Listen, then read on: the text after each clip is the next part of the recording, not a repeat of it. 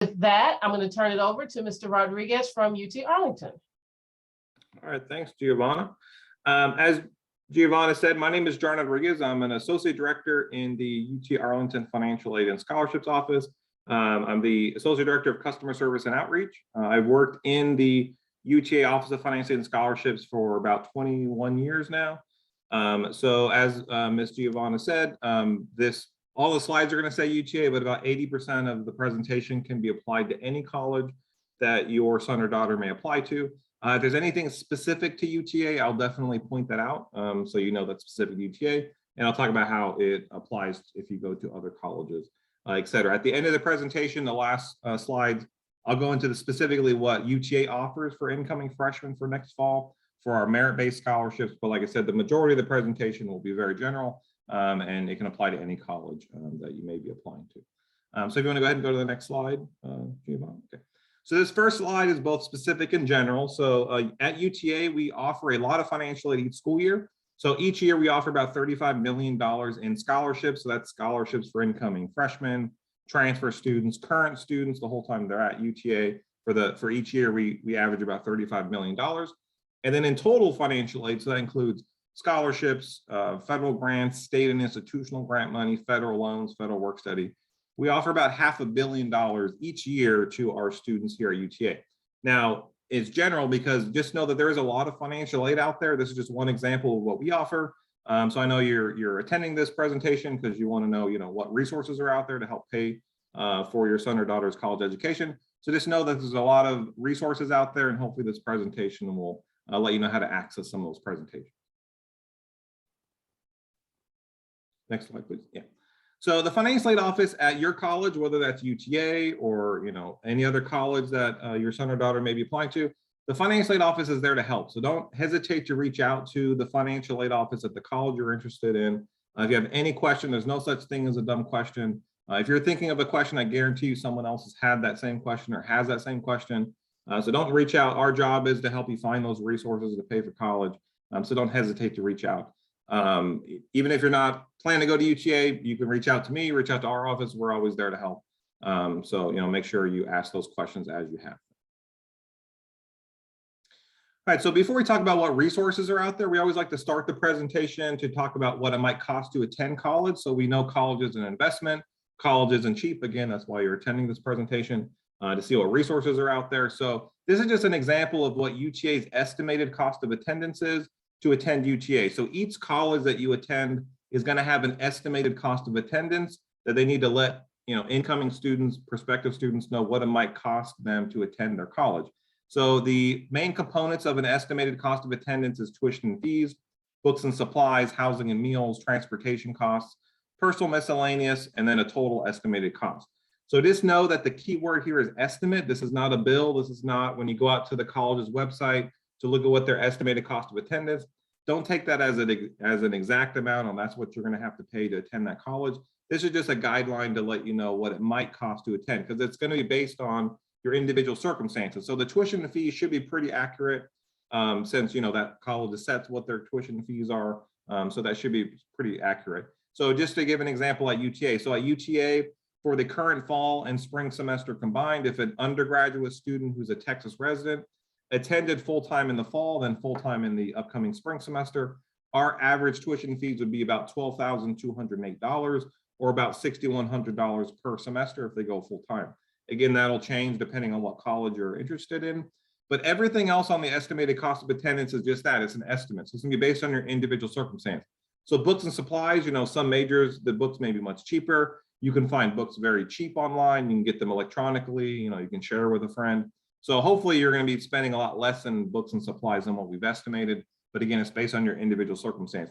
Housing and meals, so that's just an estimate of what it might cost a student to live on campus, in and around campus, on the apartments around campus, in and around the Arlington area, as well as average meal costs for 3 meals a day, et cetera. So, but let's say, you're going to let your son or daughter stay at home and commute to college. They may not have any housing costs. So, if you're going to be nice and let them, stay rent-free while they're going to college, that housing and meal cost may be zero if you're providing meals for them, et cetera. But if you live in and around campus, you're living in a resident hall, an apartment on campus, you have a meal plan, then those costs, there'll be costs associated with that. So again, that's just an average. Transportation, maybe your son or daughter is going to live, on campus. You may not have any transportation costs. Maybe they don't have a car. There's going to be living on campus, going to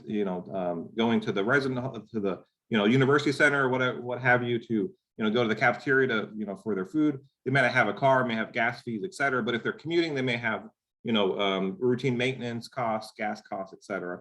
And then personal miscellaneous is just going out on the weekend, toiletries, et cetera. So again, as an example, our estimate costs about a little under $30,000 for the fall, spring, but again, it's going to be based on your individual circumstance. All right, so we know paying for college can be scary, so we always tell students to fill out the FAFSA application each October. So every October that the student is in college, make sure they're going out and filling out the FAFSA application.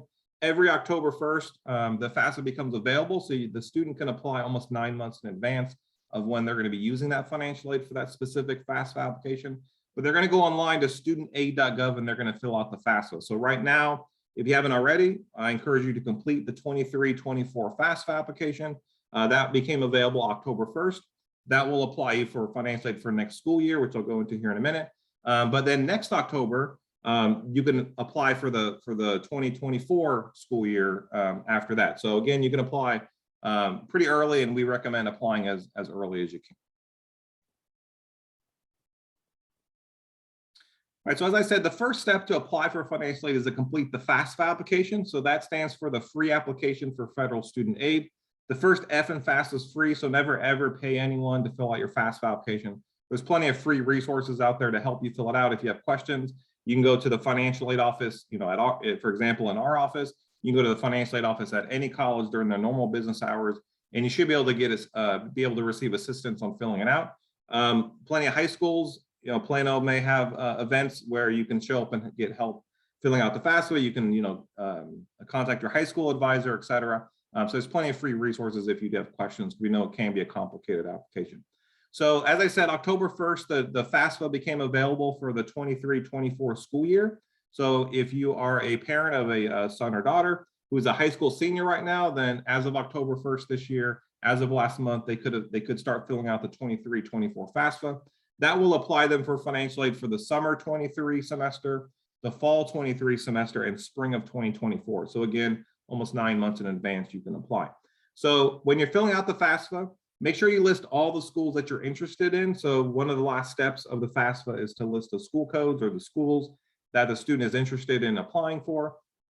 I think you can list up to 10 schools. So if your son or daughter is contemplating going to 4, 5, 6, 7 different schools, that's great. Just make sure you list all of them, so that way when you submit it, the Federal Department of Education will send the FAFSA application to all those schools' financial aid offices, and they can have it ready to go and start processing once a student applies to attend their college. So for example, UTA school code is 003656. You don't need to memorize all the school codes. You can search by name on there, so you don't need to memorize the school code, but that's just an example of ours. The FAFSA application is open for students or applicants who are U.S. citizens, permanent residents, and eligible non-citizens. So for example, if the student is here on an asylum or refugee status, they'd be eligible to complete the FAFSA. If they're not a U.S. citizen or permanent resident, but they're a Texas resident, like they graduated from a Texas high school, for example, there is a TASFA application available, and I'll go into that later on in my presentation.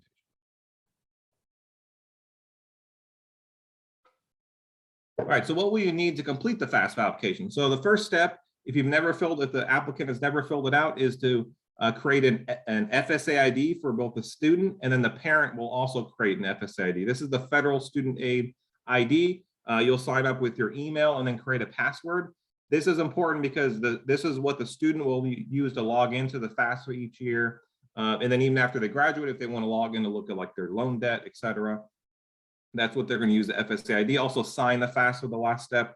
They're going to sign it electronically with the FSA ID. And then the parent will also sign the FAFSA application for their student, as long as that student's a dependent student. That's why they'll have a separate FSA ID. If the student's listing both parents, if they're married on the FAFSA, only one parent has to sign the FAFSA with an FSA ID. You can create one for each, but only one is required to fill out to sign the FAFSA for the parent each school year. So for the 23-24 FAFSA that was available right now for next fall, you're going to list 2021 income data. So you'll need the student's 2021 income taxes and all W-2s. if the student worked in 2021. And then we'll also need the parents' 2021 income taxes and W-2s if the parent worked in 2021. There is an IRS data retrieval tool on the FAFSA application. So once you get to that income section on the FAFSA, if you filed your taxes, it'll give you the option, and if you want to give permission to the Department of Education to log into the IRS website and autofill a lot of those income questions directly to the FAFSA application, which will, one, cut down on time. You can get done filling it out much quicker. And then there's less chance of error since it's just autofilling those directly from the IRS instead of just manually entering it in, which you can do. But so if you are eligible to complete the IRS data retrieval tool, we always encourage you to do so. All right, so we get this question a lot, is, am I an independent student? So the FAFSA application will determine if the student, the applicant, is a dependent or independent student.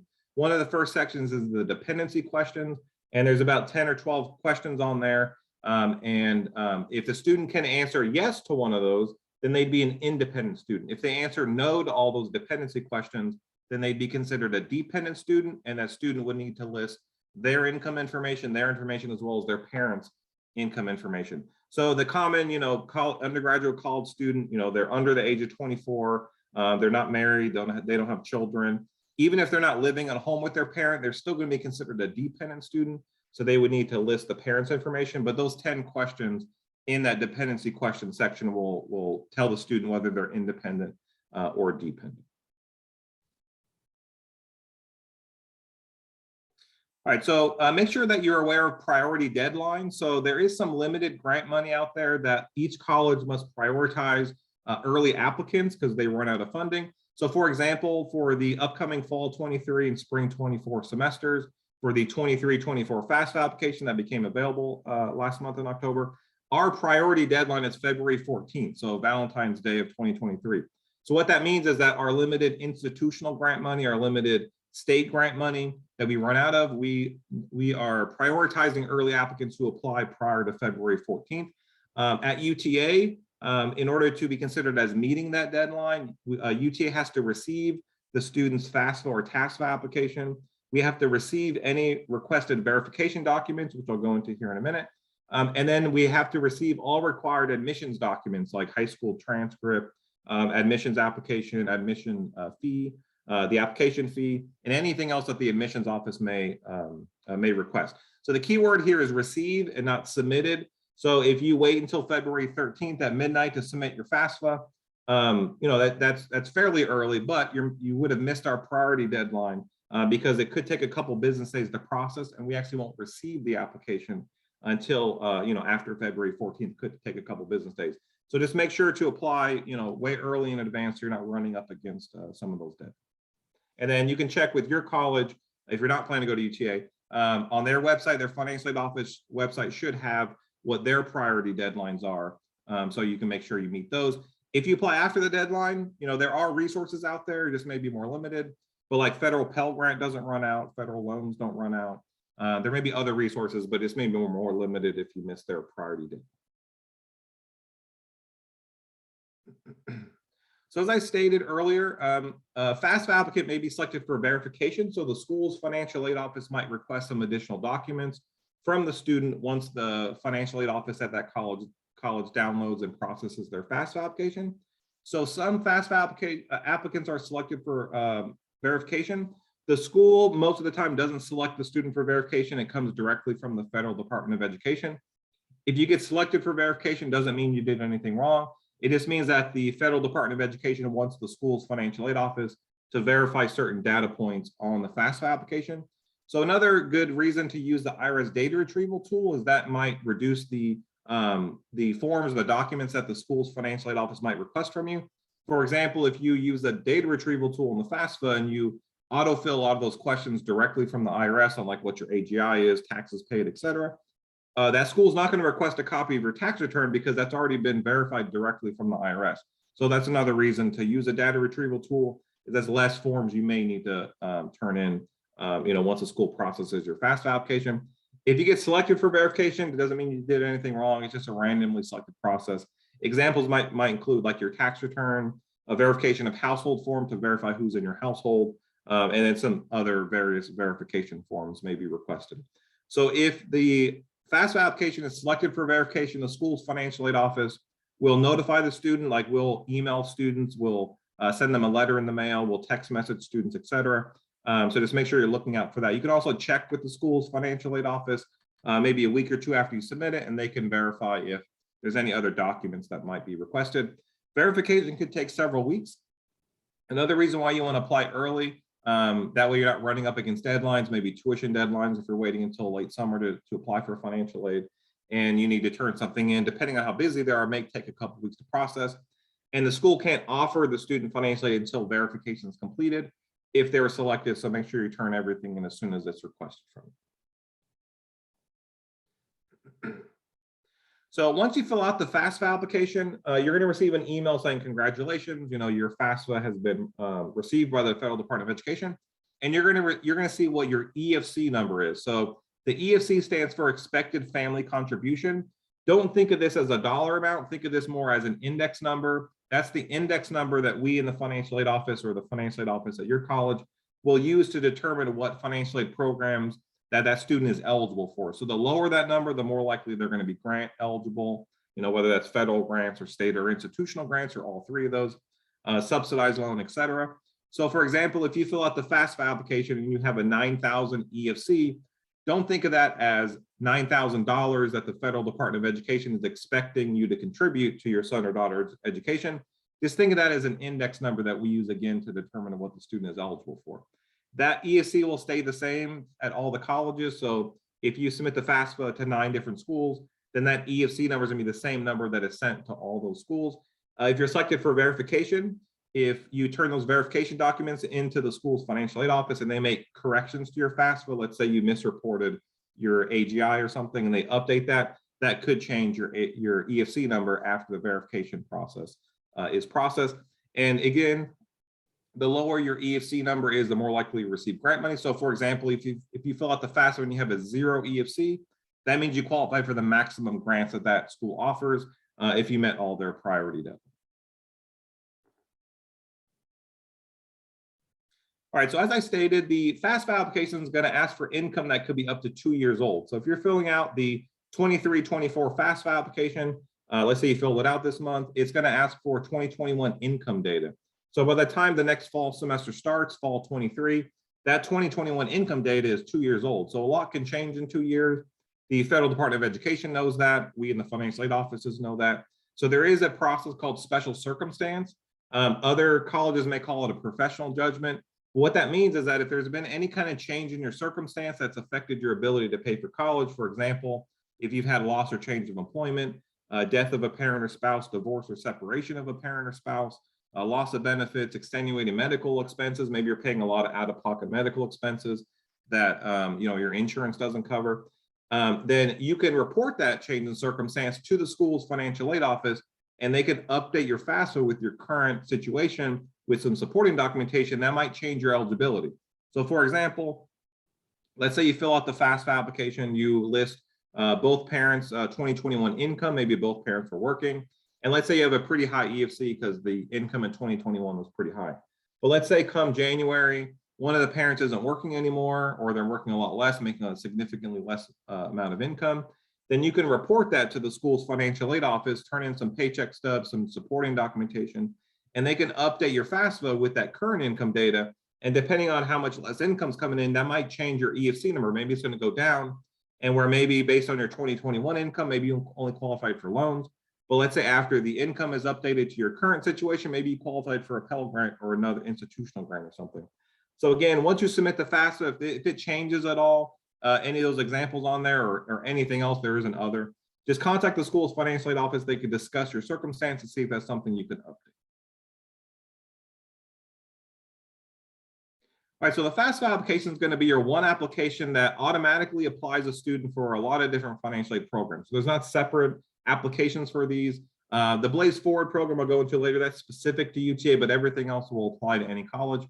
So the FAFSA is going to automatically apply you for federal Pell Grant, which is the main grant that the Federal Department of Education offers undergraduate students to attend college in the United States. It'll also automatically apply you for state grants. So for example, any grant that the state of Texas offers. So for example, there's a grant called the Texas Grant from the state of Texas. If you're going to a public institution, they'll automatically see if the student's eligible for that based on the FAFSA result. Also institutional grants. So for example, like at UTA, we offer the MAV grant because we're the UTA Mavericks. Other colleges may have institutional college grants specific to their school, and they'll use the FAFSA to determine what you're eligible for. So there's not a separate application for those either. Federal Work Study is a program that allows a student to find a part-time job on campus. So for example, I graduated from UTA. I attended there 4.5 years, and I worked part-time as a work study student in the financial aid office when I was going to school there. So I worked up to 19 hours a week because I wanted to earn a little extra money while I'm going to college, get some experience. I got a career out of my work study job. You know, all students may not get careers, but get some job experience, some extra money in their pocket. So that's just another program that the FAFSA automatically applies a student for. And then of course, federal direct loans. I know loans can be scary. Loans are required to be paid back once a student graduates, but is a resource if they do need some financial aid to help pay for some of their college costs. All right, so just in general, grant and scholarship funds do not need to be repaid. So if your son or daughter's offered a grant, like a Pell Grant, again, an institutional state grant, or a scholarship. So if they got a scholarship from the college or an outside organization offered them a scholarship, those funds do not need to be repaid.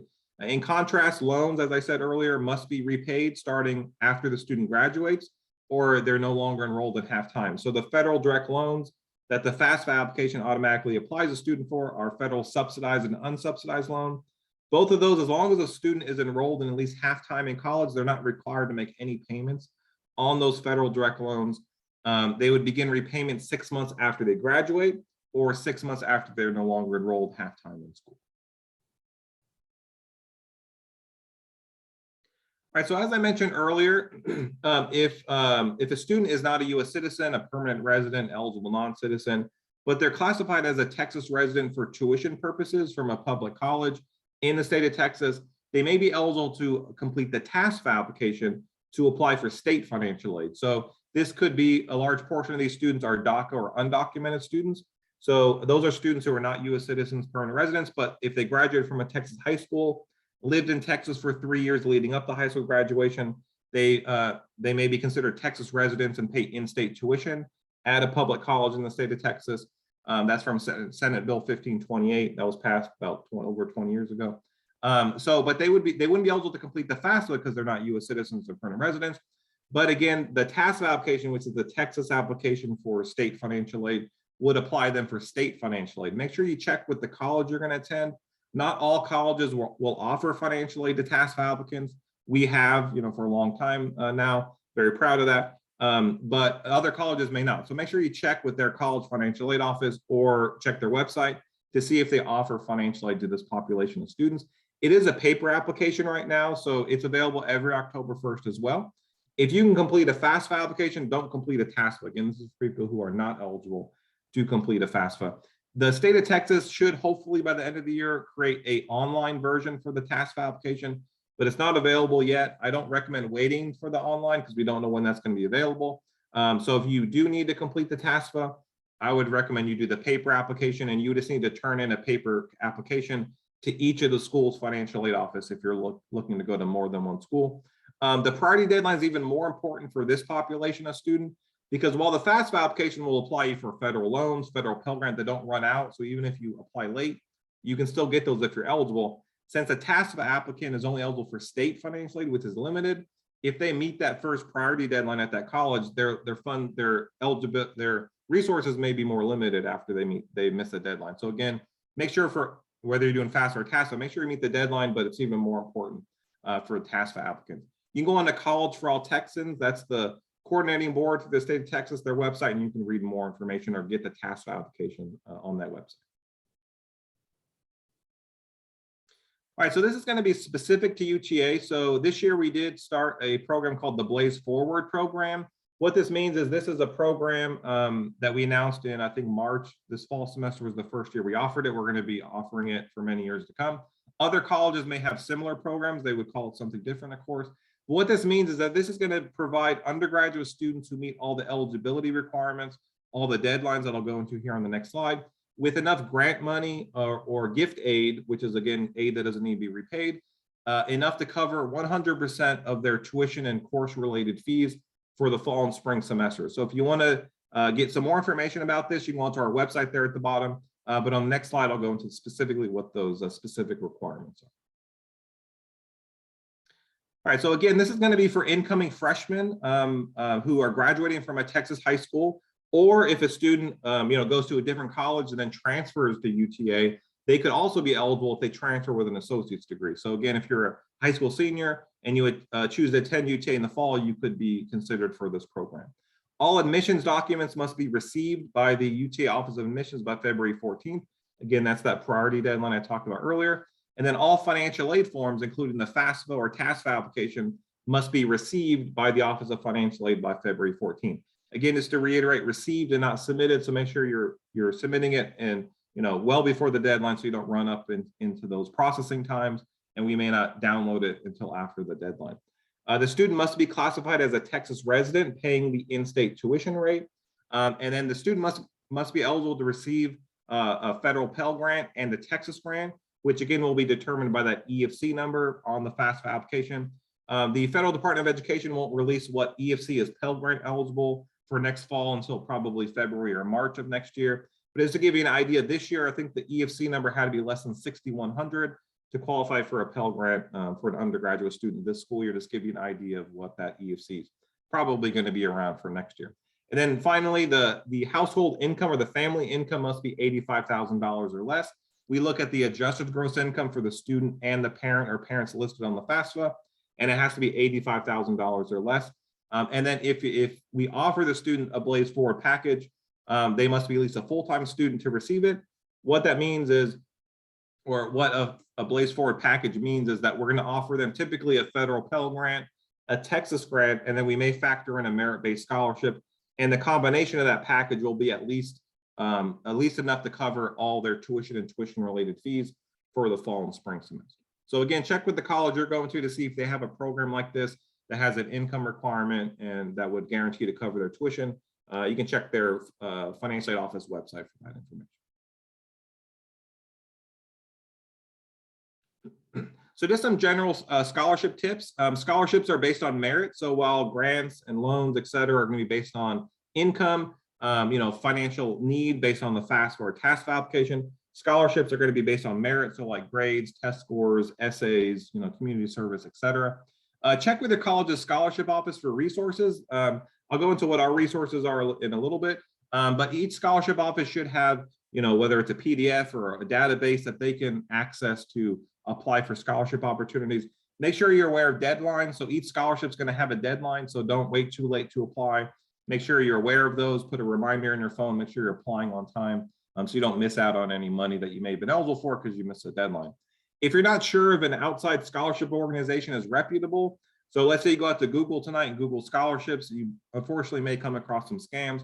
If something seems a little too good to be true, reach out to the scholarship office, whether that's at our office or your college's scholarship office. Tell them what it is and they can tell you if they think it's reputable or not, so you're not going to get scammed. If you have to, for example, as it says at the bottom, if you have to pay, stay away. So if you have to pay to apply for a scholarship, if it's saying, hey, you can apply for $50, it's probably going to be a scam, but again, check with the college's scholarship office.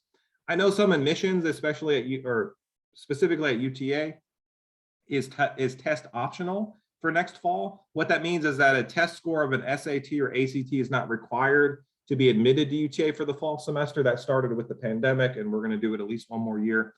We always recommend to take a test.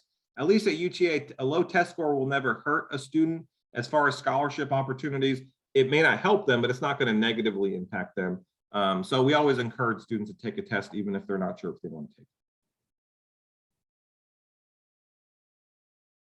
All right, so now I'm going to go into what specifically UTA offers for merit-based scholarship opportunities for the upcoming fall for incoming freshmen. So these are going to be specific to UTA. You can find more information on all these requirements and amounts and everything on our website, which is uta.edu/scholarship. John, can I ask a question that was asked in the chat about FAFSA before we get too far away from it? I want to verify that I answered this correctly. So the parent asked if do we need both parents' income on the FAFSA? Okay, sure, good question. So if the applicant or the student, if they're a dependent student and the parents are married, then or unmarried but living together, then they're required to list both incomes on the FAFSA. If the parents are separated or divorced, they would choose the parent they're more dependent on, and they would just list their income on the FAFSA. So it kind of depends on their marital status. But if they are married, they'd be required to list both. If their biological parents are separate or divorced, but one of them is remarried, and they choose that parent who's remarried as the parent they're dependent on, they're required to list that parent and their new spouse's income information on the FAFSA application. Thank you very much. Sure, yeah, you're welcome. Any other questions before I want to go into the scholarship? No, that was the one. I just wanted to double check that I had answered it correctly. Thank you. Okay, great. Yeah, you're welcome. So as I said at the beginning, we offer about $35 million in scholarships for incoming, transferring, current students, which I'll go into here on the next slide. So our first scholarship is pretty much a full ride. It's for national merit finalists. So if your son or daughter is a national merit finalist based on their PSAT score, and they choose to come to UTA, essentially there's a full ride in it for them. It's about $32,500 annually and up to about $130,000 over the course of 4 years if they meet the renewal requirements for the National Merit Scholarship. So if you are a National Merit finalist, you just need to submit your National Merit Certificate to the scholarship office, and then you need to submit proof of UTA as college of first choice to our scholarship office. So that what that means is that if you're a National Merit finalist, you just log into the National Merit website, and I think the student can list like what colleges they're interested in, and they just need to show that UTA is the college of first choice, and we would offer them a very large scholarship if they decided to attend UTA. So our first round of merit-based scholarships for incoming freshmen, so these are going to be for high school seniors right now who are going to be attending UTA next fall, is going to be the Presidential Honor Scholarship. This is $12,000 per year, so pretty much almost covers 100% of their tuition fees. And the deadline is December 1st. So what that means is that our merit-based scholarship deadlines, for example, for this one's December 1st, what that means is that as long as a student is admitted to UTA by December 1st, or at least UTA admissions has all the necessary documents to make a decision by December 1st, you know, again, their final current high school transcript, application fee, et cetera, then we'll automatically look to see if they're eligible for the scholarship. So there's not a separate application for the scholarship. As long as they're admitted or have all their documents in by December 1st, we're going to automatically consider them. So a typical academic profile for a Presidential Honors Scholarship recipient is going to be, we're going to be looking for a top 5% high school class rank, a 4.0 high school unweighted GPA out of a 4.0 scale, a 1500 SAT score or 34 ACT score. And then we're also going to look at, we're going to take a holistic look at the student's transcript to see how many advanced courses they took in high school. So for example, AP courses, dual credit, honors courses. The more of those courses they take, the higher chance they're going to receive a scholarship. I want to point out that it says a typical academic profile. The student doesn't have to meet all 4 of these to receive the scholarship. The more they meet, the better, of course. But it's going to be it's going to be based on multiple factors. For example, how much money we have for next year, the strength of the incoming class of freshmen. So if a lot more students have a top 2% high school class rank, a higher test score than 1500, we maybe have to be a little more strict on who receives this. But that's just kind of what you want to shoot for of a typical academic profile to be considered. And then this scholarship is renewable up to 3 years, so you can receive it up to 4 years if you meet the renewal requirements. So our next level is the Presidential Scholarship. This one is up to $10,000 per year. Again, the deadline's December 1st. So again, it's not a separate application for this. As long as the student's admitted or have all the documents in by December 1st, we automatically consider them. A typical academic profile is top 15% high school class rank, a 3.9 high school GPA unweighted out of a 4.0 scale, a 1400 SAT score or 31 ACT. And again, we're going to look at those advanced courses to see how many they took in high school. Again, this is also renewable up to 3 years, so a total of 4 years if they meet the renewal requirements. Then our next level is the Maverick Academic Scholarship. So this one has a later deadline of February 14th, 2023. So again, as long as they're admitted by February 14th, have all those documents in, we're going to automatically consider them for this. Awards range anywhere from $1,000 to $8,000 per year, depending on the strength of the student's academic profile. What we're looking for is top 25% class rank, a 3.7 high school GPA unweighted out of a 4.0 scale, and then a 1280 SAT score or 27 1280 SAT score or 27 ACT score. And this is also renewable up to 4 years or 4 years total, up to 3 renewable years. And just to point out, any of our merit-based scholarships, so the presidential scholarship, the Maverick Academic Scholarship, these come with an out-of-state waiver. So if a student is an international student or a non-resident, a non-Texas resident, then if they receive one of these merit-based scholarships, it would come with an out-of-state waiver. So that student essentially would be paying the in-state tuition rate.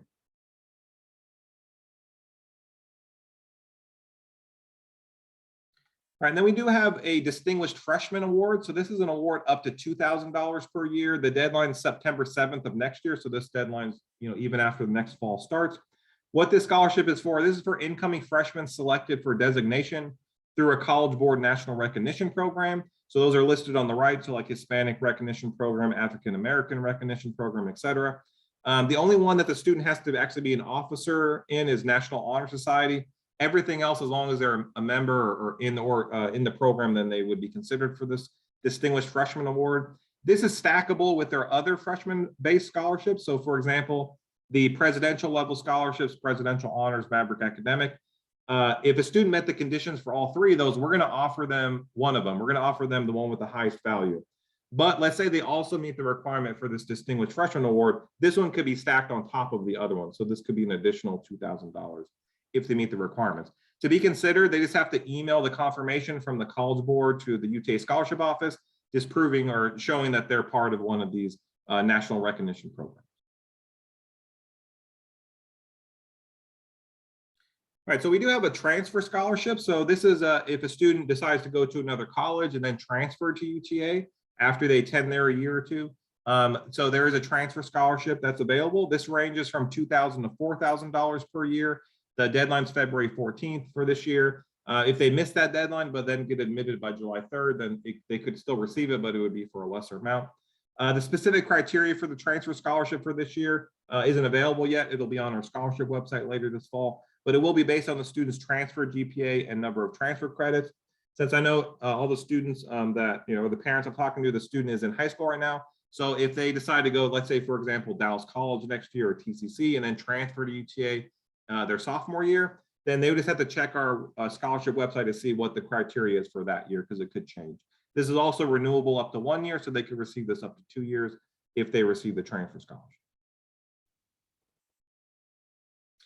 And then once students admitted to UTA, we do have a database called the MAV Scholar Shop. This is a scholarship database for all our current students. So this is UTA dollars for UTA students. It's going to be on our scholarship website, but this is a specific link there. So once a student's admitted to UTA, even long before they take classes, they can log into our MAV Scholar Shop and apply for additional scholarships the whole time they're a student. So if they're going to be a UTA student for the next 4 years, they can routinely check the MAV Scholar Shop, log in every month or so, and keep applying for scholarships that are on there. This is going to include like departmental scholarships, like let's say they're an engineering major or nursing major. If that department has scholarships specifically for students in their major, they're going to put it in our MAV Scholar Shop. And then also maybe if there's an organization on campus that is offering a scholarship, they'll put it in the MAV Scholar Shop as well. So once a student's admitted to college, other colleges probably have similar databases. Doesn't mean their scholarship search is over once they're admitted and they get their merit-based scholarship or not. They can continuously apply for scholarships the whole time they're in college. All right, then we also have an outside scholarship resource. So while the MAV Scholar Shop or the database at your college you're going to attend may be for UTA dollars for UTA students, for example, of MAV Scholar Shop, we do have an outside scholarship resource flyer that we do vet, and they're not going to be scams. We work with these organizations closely every year. So this is just another resource on our scholarship website. You just click on outside scholarships on the left, and you can click on the flyer there, and this is just another place they can routinely check to apply for scholarships outside UTA. So these are going to be, could be based on a variety of different organizations or criteria, but just those are the two resources we tell students to routinely check the whole time to continuously apply for scholarships. UTA does accept any outside scholarship the student has. So if the student's getting an outside scholarship from the company they work for, an organization they volunteer with, an organization in high school or the high school itself, They just need to turn in that outside scholarship check to our scholarship office, and we can apply it to their account at UTA. All right, so this is our contact information. So this is our phone number, our email, our location for our financial aid and scholarship office. We're located in the University Administration Building on campus at UTA. If you're a veteran or like a dependent of a veteran, let's say you're a veteran and your son or daughter's gonna be going to college and they qualify for a veteran benefit, like Hazelwood, for example, you can reach out to our Veteran Benefit Certification Office and you can ask them how to, apply for those and make sure they apply to your son or daughter's tuition. They're located in our Military and Veteran Services Center on campus. You can go onto our website. All this information is on our website. Also on our videos page on our website, you can rewatch this presentation. I know we're recording it, but if you don't know how to access that or something, you can always watch it. We do have it available on our website. You can follow us on social media. We're on Facebook, Instagram, and Twitter. We post up a lot of good reminders. And again, we're located on campus in the University Administration Building on the second floor in room 252. We're open Monday through Friday, 8 to 5. You don't need to make an appointment. You can walk in at any time during our normal business hours, and you can sit down with a financial aid counselor, either up at the front or in an office if you prefer. So no appointment needed.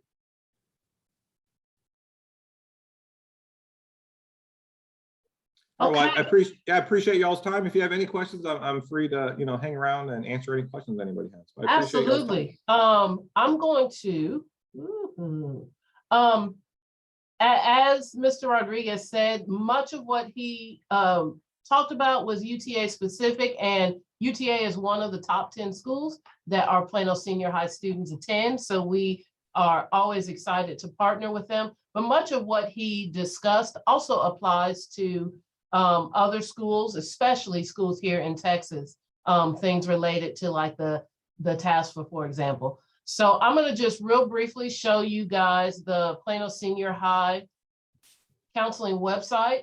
You can get to it pretty easily just by Googling PSHS counseling, and you will find us.